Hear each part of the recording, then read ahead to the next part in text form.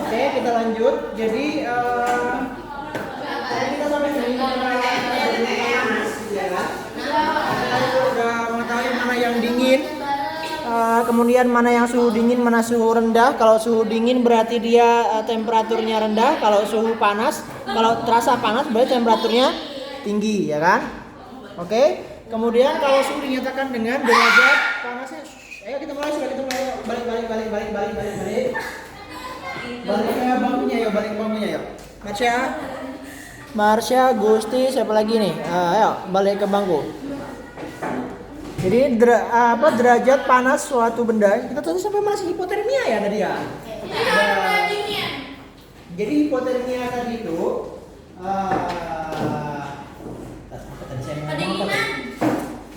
ya, hipotermia itu menyebabkan tubuh kita itu dingin gitu ya. Darah kita itu nanti tidak bekerja seperti normal ya. Karena sistem ekresi kita gitu ya. Kita kan di dalam tubuh kita itu ada 3 sistem ya kan. Sistem reproduksi, ekresi, respirasi gitu ya. Reproduksi kita lewati karena itu bukan ini. Respirasi dan ekresi itu jadi satu. Bukan jadi satu, saling berhubungan ya. Kenapa jadi saling berhubungan? Karena ketika kalian bernapas gitu ya, kalian mengambil apa? Oksigen itu nanti yang akan dipakai dalam sistem ekresi atau pembakaran ya. Pembakaran makanan glukosa menjadi energi itu menggunakan oksigen. Sama kayak dalam proses fotosintesis, daun untuk berfotosintesis dia perlu cahaya matahari untuk membakar makanannya ya. Maka tubuh kita memerlukan oksigen untuk reaksi kimia perubahan makanan menjadi tenaga ya. Lalu apa sih Pak yang disebabkan hipotermia? Hipotermia ketika tubuh kalian dingin gitu ya, darah tadi tidak mengalir dengan normal gitu ya. Detak jantung kalian tidak bekerja dengan normal, tidak deg itu enggak.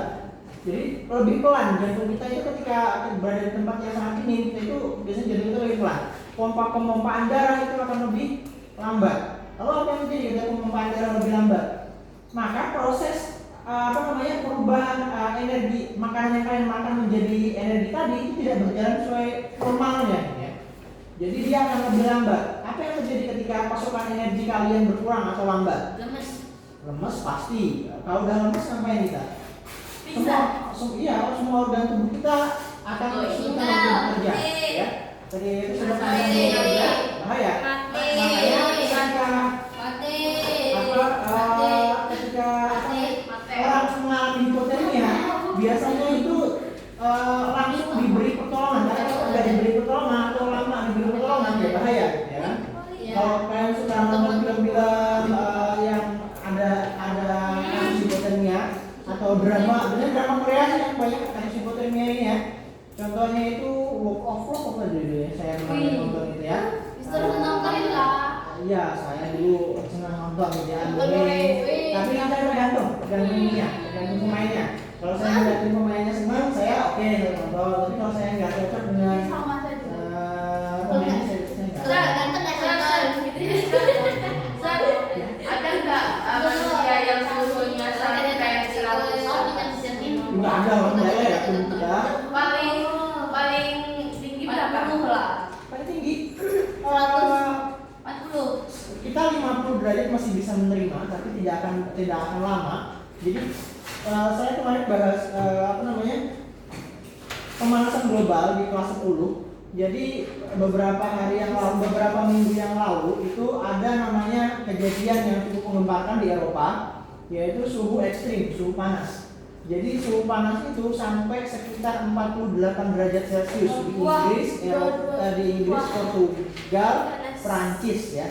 Lumayan. Jadi suhu itu untuk mereka yang biasa dengan suhu dingin gitu, yang biasanya musim dingin mereka kedinginan gitu ya, itu bukan suhu tropis. Kalau kita orang tropis mungkin masih suhu segitu masih bisa ditoleransi ya. Untuk mereka yang tidak hidup di suhu tropis ya luar biasa gitu, panas-panas ya.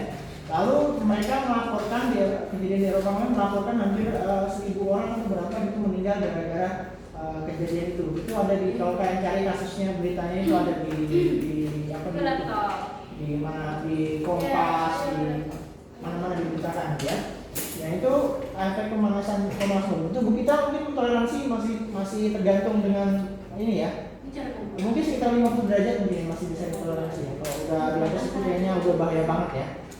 Makanya di mata Najwa itu kita diperingatkan kalau kita nggak bisa mampu mengurangi pasokan konsumsi energi kita, listrik, mobil, bensin, minyak dan yang lain, ya siap-siap aja karbon kita meledak. Kalau jumlah karbon kita meledak, maka apa yang terjadi? Ya udah, pemanasan global, perubahan iklim, cuaca ekstrim, itu persiapan. Makanya kita 2030, 2050 diharapkan itu sudah nggak ada memakai pembangkit listrik tenaga batu bara, nggak ada lagi. Kemudian pemakaian minyak bumi di bensin, pertalite, pertamax sudah nggak ada lagi. Diharapkannya seperti itu, diharapkannya ya. Tapi ya susah karena kita, jadi kemarin saya juga baru baca berita Indonesia ini mengalami resesi ekonomi. Jadi 2019 sampai dengan 2022 kita diserang COVID ya kan. Diserang COVID-19, keuangan kita hancur, ya bukan hancur sebenarnya tapi berantakan luar biasa, ekonomi masyarakat kita turun drastis luar biasa. Kemudian baru senggang COVID-19 mulai reda, bukan mulai reda juga sih, kalau nggak dipanggang oleh Rusia dan Ukraina pasti COVID masih melambung juga beritanya ya kan. Akhirnya COVID turun tapi perang Rusia Ukraina lagi. Apa yang terjadi? Apa efeknya ke kita perang Rusia Ukraina itu? Penyebab efeknya kita mengalami inflasi gitu ya. Inflasi kenapa? Karena kita itu makan produknya Rusia. Makan produk Rusia itu dari apa? Minyak. Ya, mulai bensin, solar, pertamax, pertalite, deslite. Ya. Itu kita impor semua. Kita punya Pertamina dalam utara yang begini. Pertamina kok masih impor gitu ya? Dulu tahun 1980 ya, waktu masih Presiden Soeharto, kita Pertamina kita itu satu hari masih mampu memproduksi sekitar 5 juta barel per hari. 5 juta atau 5 ribu? 5 juta barel per hari. 5 juta barel per hari. Waktu itu kenapa kita masih mampu produksi seperti itu dan kita masih bisa ekspor? Kita masih bisa mengeluarkan produk minyak mentah kita karena waktu itu konsumsi domestik kita masih rendah. Orang itu masih sedikit yang punya motor, masih sedikit, kita masih kesana kemari masih pakai mobil angkutan gitu ya, sepeda motor masih sedikit. Zaman dulu paling BB 75, apalagi Honda Astrea itu 1995an Astrea itu. Apa dulu ya, CB gitu kan begitu. Itu orang-orang kaya yang bisa beli kayak gitu. Orang-orang yang ekonomi menengah ke bawah paling apa, sepeda ontel gitu ya kan. Kalau nggak gitu ya naksi, kalau pengen kemana-mana ya naksi, kalau yang mana pakai bis gitu ya. Makanya konsumsi minyak kita rendah pada tahun itu. Tahun sekarang konsumsi kita meledak luar biasa karena apa? Tiap orang punya mobil sendiri, tiap orang punya motor sendiri. Konsumsi minyak kita meledak luar biasa. Listrik satu rumah aja bisa menghabiskan 100 juta rupiah per bulan. Rumah siapa yang satu beda 100 juta? Tapi apa Sultan Andara ya? Kemudian siapa lagi? Sultan itu ya yang bikin mereka sultan gitu ya. Mereka itu menghabiskan tiap bulannya itu listrik rumah mereka itu kalau 100 juta nih. Ya. Saya nggak tahu kalau di sini ada nggak? Kayaknya ada deh. Prediksi saya ada, cuma saya nggak akan bahas karena sedikit riskan. Oke, jadi itu pemanasan global. Jadi 2050 menurut para peneliti dibahas oleh Mata Najwa sekitar tahun 2021 akhir kemarin. 2050 kalau kita nggak sanggup pemanasan semakin tinggi, maka akan terjadi pangan akan semakin sulit karena tumbuhan nggak akan mampu hidup di luar.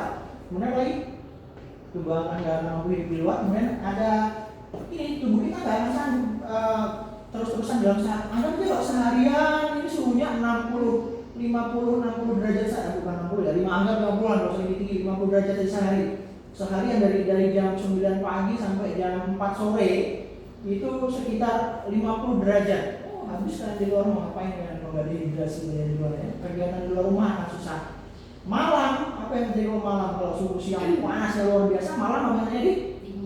Dinginnya luar biasa. Kalian itu paling mampu untuk tenang tidur itu mungkin dari jam subuh sampai dengan pagi. Itu yang akan terjadi 2050 ketika kita tidak mampu mengendalikan pasokan konsumsi energi kita. Ya. Makanya semuanya sekarang beralih ke green energy. Tapi ya tadi biayanya dari mana? Kalau kita pindahin IKN aja sampai sekarang kita nggak dapat yang mau tanam modal aja nggak ada, ya. Gimana mau pindah ke green energy? Gitu. Nah, kita itu sebenarnya sangat langkah sebenarnya pindahin ibu kota duluan, tapi kita nggak mikir ternyata 2030 kita sudah diminta oleh dunia untuk menertibkan energi. Kalau enggak kita bayar pajak karbon. Oh ya, makanya kalian mungkin ekonomi nanti kan kok yang kuliahnya di jurusan ekonomi, akuntan yang lain mungkin akan tahu apa itu pajak karbon. Jadi pajak karbon itu adalah pajak yang ditetapkan oleh para anggota G7, G7 dan selain itu mereka mau menerapkan pajak karbon. Ini negara-negara yang masih menggunakan energi tidak terbarukan dikenakan pajak. Makanya sekarang kita tadi mengalami resesi, inflasi lumayan. Ya. Inflasi silahkan dibahas sama BPS, ya. Kita lanjut. Oke. Jadi itu tadi suhu yang mampu ditoleransi oleh tubuh kita mungkin sekitar 50-an. 50 derajat itu udah kalau seharian ya tetap aja kita nggak akan sanggup ya, salsabila ya. Oke, kita next. Oke, perbedaan suhu dan kalor. Apa sih suhu? Apa sih kalor? Kalau suhu itu menyatakan tingkat derajat dari tingkat derajat panas atau dinginnya dari suatu benda itu disebut sebagai suhu. Jadi misalnya sebuah benda saya ukur suhunya, suhunya 0 derajat berarti dingin. Suhunya 50 derajat berarti suhunya tinggi. Jadi menyatakan derajat panas atau dinginnya suatu zat itu disebut sebagai suhu. Tadi udah yang tulis ya. Nah, ukurnya pakai apa? Pakai termometer, suhu. Nah, karena bab kita itu membahas kalor, maka otomatis kita nggak akan lepas dari kalor. Dan biasanya orang ini salah persepsi. Misalnya kalau ngomong suhunya berapa? Apa beda suhu dan kalor? Apa beda suhu dan panas? Apa beda suhu dan panas? Kalau kalian misalnya saya kan nggak lihat slide ini, kira-kira kalian akan menyebutkan apa beda suhu dan panas? Pasti kan ada ukur. Kayaknya sama aja ini, sama aja sorry. Sebagian orang mispersepsi dengan itu. Makanya sebenarnya ada beda antara suhu atau temperatur. Jadi suhu ini kan bahasa Inggrisnya kan temperatur gitu kan. Jadi temperatur dan kalor itu ada bedanya. Kalau temperatur itu adalah tingkat derajat panas dinginnya suatu benda. Kalau kalor itu adalah energi panasnya tadi. Panasnya yang dipakai untuk meninggikan, merendahkan suatu derajat panasnya suatu benda tadi itu panas. Itu energi. Diukurnya pakai apa? Diukurnya pakai kalori meter. Jadi beda. Beda. Ini dulu yang harus kalian tangkap. Jadi kalor dan suhu itu berbeda. Ya, ini ya. Kita saya ngeliatin Naya habis mau tidur, lagi dia. Kan, ya. Kalau misalnya suhu normal itu kan 36 derajat tuh. Ya. Itu yang panas tuh. Normal. Itu normal. Kalau demam itu 37 sampai 39 demam. Kalau juga 0 aja. 0 derajat berkurang. 0 derajat berkurang. Kita mulai Kan itu kan dari misal kalau minus 1 tuh dingin. Iya. Kalau mau bicarakan tentang skalanya. Iya. Ya karena seandainya kamu yang menemukan duluan, mungkin orang-orang akan memakai skala kamu. Sayangnya kamu hidupnya baru sekarang gitu. Duluan. Iya kan kayak kalau 36 kan normalnya 36 sih enggak 0. Ya udah. Sedangkan minus 1 itu dingin, sedangkan 1 itu panas gitu nah. Ya kan? Iya, karena itu. Kenapa tidak 0 saja normalnya? Iya. Cuma 36. Karena orang sudah terpatri dalam dengan memakai itu gitu kan. Skala orang itu dalam bidang kesehatan, dalam bidang apapun, benar suhu normal itu adalah 36. Karena kita memang tubuh kita ini memang ada panasnya. Jadi nggak mungkin 0. Tubuh kita itu ada panasnya. Jadi kalau kalian ukur aja, makanya kalian ukur aja ada 33, ada ini kan. Karena memang tubuh kita itu panas. Darah kita itu panas. Ya. Makanya ada hewan itu kalau hewan itu kan dibagi dari hewan amfibi, hewan darah dingin dan hewan berdarah panas gitu kan. Ada kalau berdarah amfibi itu biasanya hewan darah dingin, itu yang hidup di dua alam segala macam. Kalau yang berdarah panas, misalnya burung, apes dan segala macam itu berdarah mamalia, itu berdarah panas karena hidupnya di darat. Suhunya otomatis berbeda dengan makhluk hidup yang hidupnya di dua alam atau bahkan hidupnya di air gitu ya. Dalam ilmu pertanian, ada suatu teknik yang menurut saya itu luar biasa. Tekniknya itu kayak gini. Jadi ikan itu dibekukan tapi nggak mati. Bisa? Nah, bisa. Ikan dibekukan nggak mati. Ya minggu depan lah saya minggu depan atau minggu depan kita pas di kasus nanti kita bahas itu. Jadi dalam ilmu pertanian ada ilmu perikanan, ilmu peternakan. Terus gimana cara bernafas ikannya? Saya sebenarnya belum mendalami itu, cuma saya juga baru tahu, katanya juga baru tahu ya. Saya baru tahu itu karena saya kemarin itu searching teori kinetik gas dan manfaatnya kemana gitu kan, aplikasinya kemana gitu ya. Ternyata di bidang pertanian ada. Jadi ikan dibekukan untuk dipindahkan. Jadi ikan itu supaya dia tetap hidup dan tidak memerlukan space yang terlalu banyak untuk mengangkutnya itu. Dia udah ditaruh di box, dibekuin, baru nanti dibawa. Dan nanti bawa udah sampai tujuan baru dia dicairkan lagi, dia hidup. Tapi itu ada batasnya, kalau tidak salah sekitar 12 jam atau 8 jam gitu. Di bis gitu mas saya. Enggak di bis juga tesnya ya. Ya nanti kita akan publikasinya nanti itu. Nah ini saya terlalu cepat menyampaikan itu, cuma saya ingin tahu kalian, saya ingin kalian tahu gitu aja. Jadi dalam peternakan bahkan ada teknik seperti ini. Ini untuk suhu dan kalor gitu ya. Oke, next. Jadi alat yang untuk digunakan untuk mengukur suhu itu banyak ya. Ada termometer. Termometer itu macam-macam. Nah, ini termometer badan tangan nih ya. Ya. Ini disebut pakai termometer klinis. Ya, termometer digital, termometer klinis boleh. Yang digital itu bisa diketek tahu saya. Bisa juga. Di mulut bisa. Bisa. Oh di mata? Enggak. Cowokin aja mata lo itu ya. Bisa. Bisa kali ya, bisa. Bisa, cuman kan nggak lumrah. Dia masa nyolokin termometer ke mata sih gimana? Hidung. Swab mungkin bisa. Swab. Fungsinya swab apa coba Sir? Nah, fungsinya swab. Tanya para ahli COVID-19. Nggak ada di sini. Jadi itu termometer laboratorium yang saya bawa ini termometer laboratorium. Biasanya termometer laboratorium itu ada dua. Yang putih ini biasanya dia dalamnya itu raksa, sedangkan yang merah ini biasanya dalamnya alkohol. Jadi ada dua termometer itu biasanya selalu dibikinnya itu dari dua bahan ini. Kalau ada raksa, ya alkohol. Kenapa sih kalau cuma dua itu aja? Nanti saya jelaskan. Ada yang bisa menebak kenapa cuma pakai lumrah cuma pakai dua ini aja? Hah? Nggak ada. Ada yang bisa menebak kenapa termometer itu dibikinnya cuma dari raksa dan alkohol aja, sering? Karena mereka tuh peka sama panas, jadi nanti mereka bakal naik. Pinter si Dita ya. Ternyata luar biasa. Emang saya bosnya cerita dulu nanya-nanya, kok nggak diikutin? Iya, saya mau cerita kenapa manusia.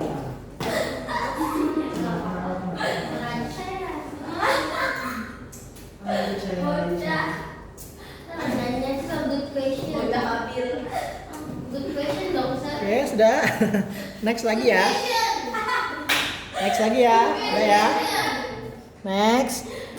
Jadi ini ada termometer dinding, kemudian ada pirometer itu sebenarnya ini disebut pirometer sebenarnya. Yang termogan ini ada pirometer sebenarnya. Cuman ini disederhanakan Oh, tapi saya lihat di hotel mall putih. Ini Ya pakai kan sensor. banyak.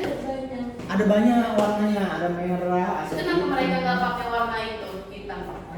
Kan putih identik sama kesehatan. Enggak, enggak. Iya apa? Hitam kita jadi estetik. Enggak. itu tergantung ini aja ya. Prefernya orang aja ya, suka orang lah, selera orang gitu ya. Education. Education. Jangan mau dibilang gitu, education besar. Tadi nanya. Pertanyaan bagus. Luar biasa.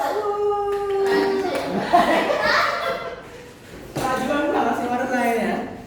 Kemarin kenapa marah sama mewah di depan G3? Aneh banget lu.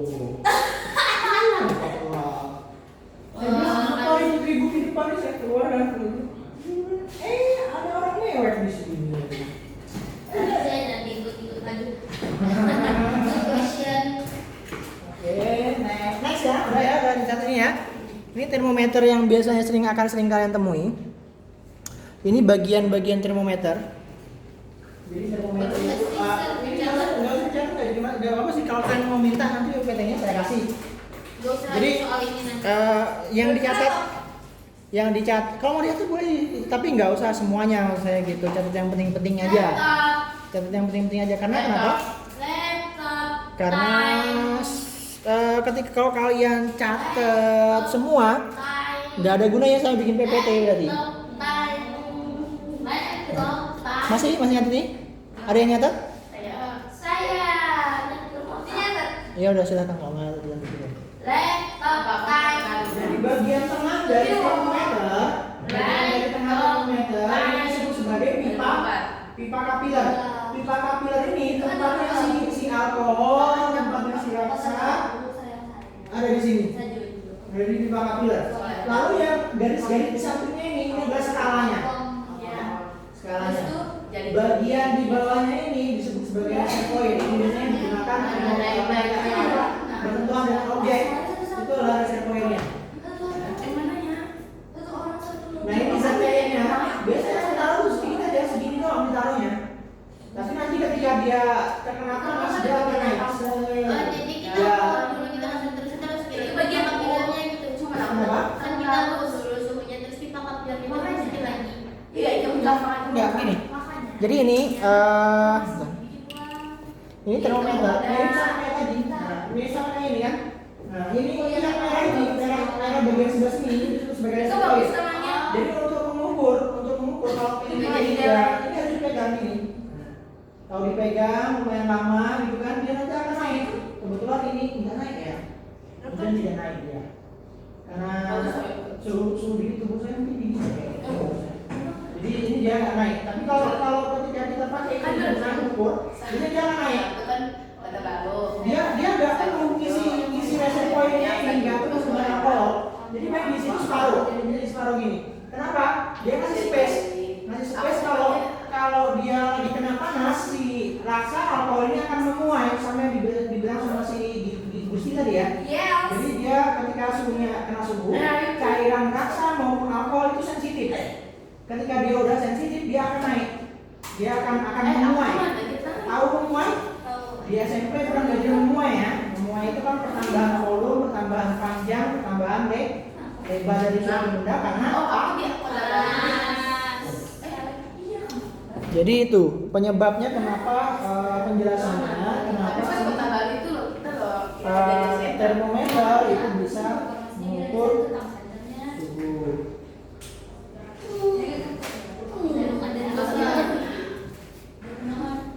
Oke, sampai di sini ada pertanyaan belum? Ada. Kita masih belum mingguan ya, ini 2 minggu. Iya, tahu minggu ya.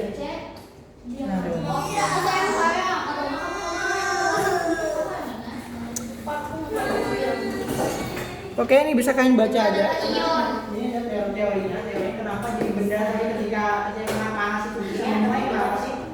Ini adalah gas ya, karena gas itu kan partikelnya jarang-jarang. Itu Kalau ada benda cair itu dia agak lebih rapat karena ini jarang-jarang gas. Kemudian kalau yang padat, benda padat itu biasanya dia rapat sekali.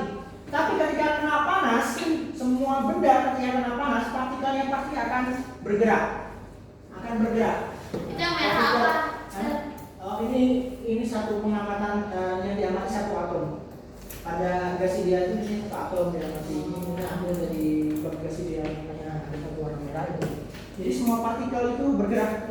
Penjelasannya apa? Secara mikroskopik, suhu menunjukkan pergerakan atau kandungan energi kinetik dari partikel-partikel. Semakin tinggi suhunya, maka pergerakan partikel-partikel suatu materi itu semakin liat ya, semakin cepat gitu ya. Cara melihat suhu gimana? Ketika suhunya 0, semua benda termasuk gas itu akan berhenti bergerak.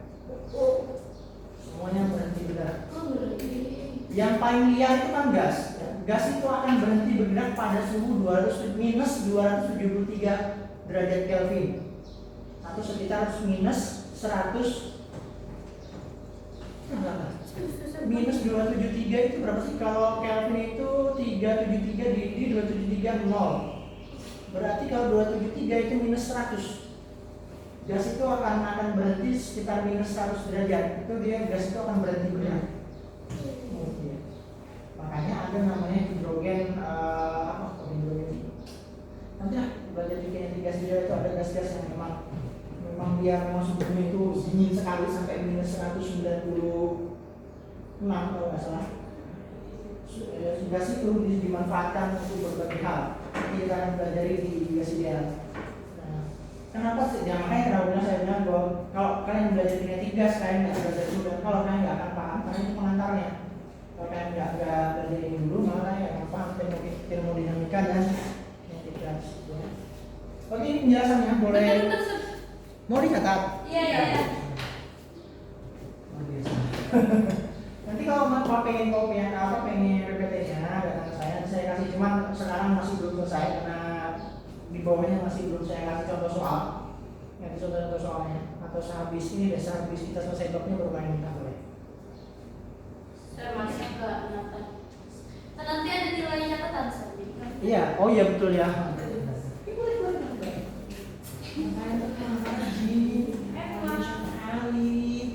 Kecuali Marsha. Astagfirullah. Saya belum nyata. Saya itu bisa. Kira apa ya? Berkotak. Saya tanya ya. Kalau suamimu siapa? Sebentar. Ejo. Namanya. Ejo Sarbiwan. Oh iya. Pokoknya yang menuntun saya ke jalan surga. Mau jadi gendong. Terus yang pernah bawa Quran. Yang bisa berbahasa Arab. Yang suaranya lantang. Samuel. Musuhana. Semalam mulutnya lantang pas kau tak. Yang kawan sebutingnya. Oh Mejo. Mejo. Yang ada tuh buku. Ada makanya aku mintakan. Saya mau ngomong tapi nggak jadi. Jangan. Gak usah deh, Cak. Ya boleh, mau dicatat boleh. Makanya saya bilang catat boleh penting. Saya ngajar di mana aja?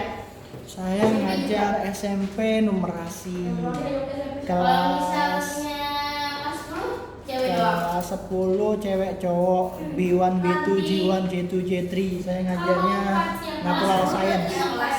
Ya natural science. Berbagi dengan Miss Dea, dan saya. Berbaginya dengan Miss Kiki. Bukan Miss Kiki IPS sih. Natural science saya sendiri. Karena PJBL itu kan kalau di kelas, kalian ada PJBL nggak sih?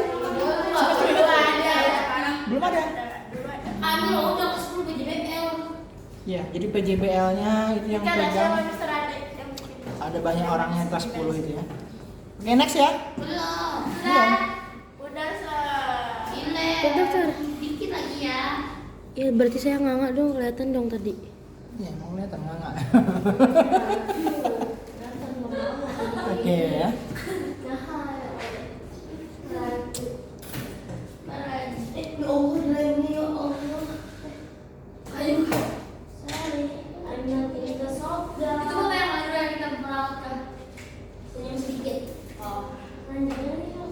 Oke, sudah? Nah ya, kita next. Ya, makanya saya bilang ini catatannya sebenarnya banyak orang akan sangat baik sekali. Di Jadi, kelas. kenapa? Siapa yang paling beraktif di kelas G3? Fitri, enggak. Oh, Purnamasari lah. Siapa lagi? Nah, terus kalau di Jiwan, Jiwan Ebi lah, siapa lagi? kalau gitu, Oh, Jitu banyak gitu semuanya. Iya, Kasih kan. Jitu itu Rain, Mutiara, pokoknya tim-tim yang mantan dari SMP sini pokoknya. kalau Biwan, Lalu si Menzo. Weh, si Mejo Sasha.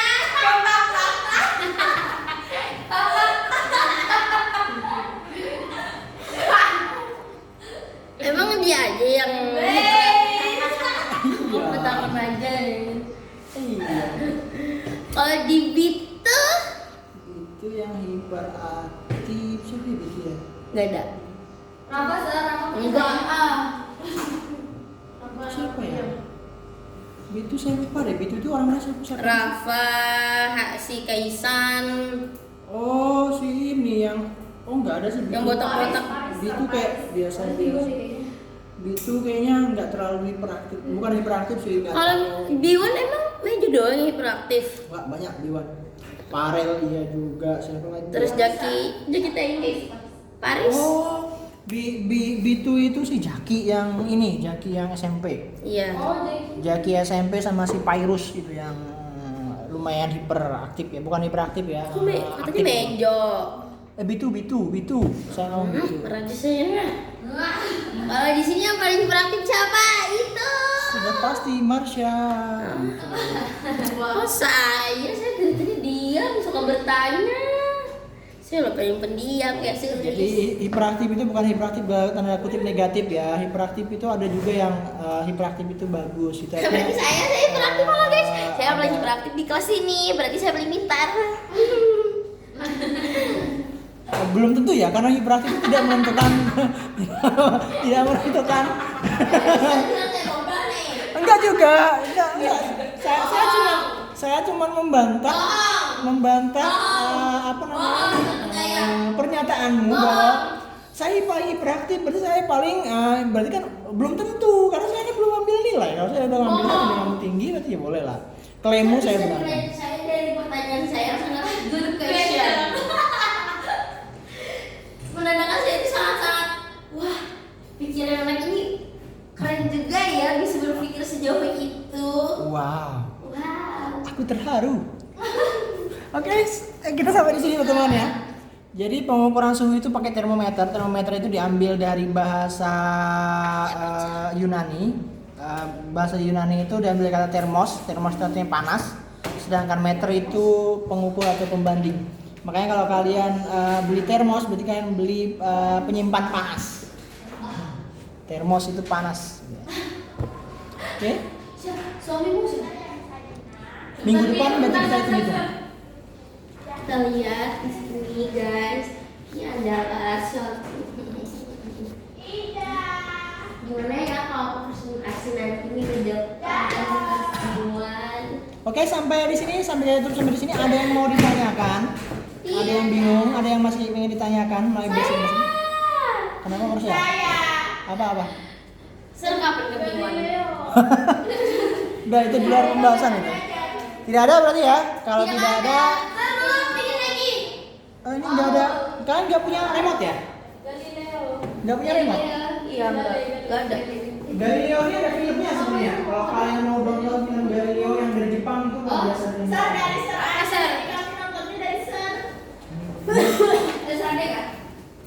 Ntar ya, saya nyimpunin barangnya.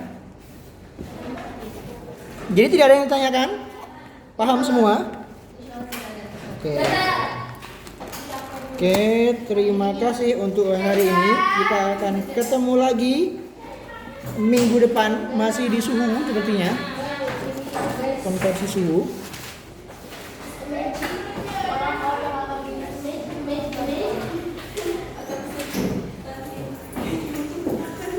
Oke, saya tutup. Assalamualaikum warahmatullahi wabarakatuh.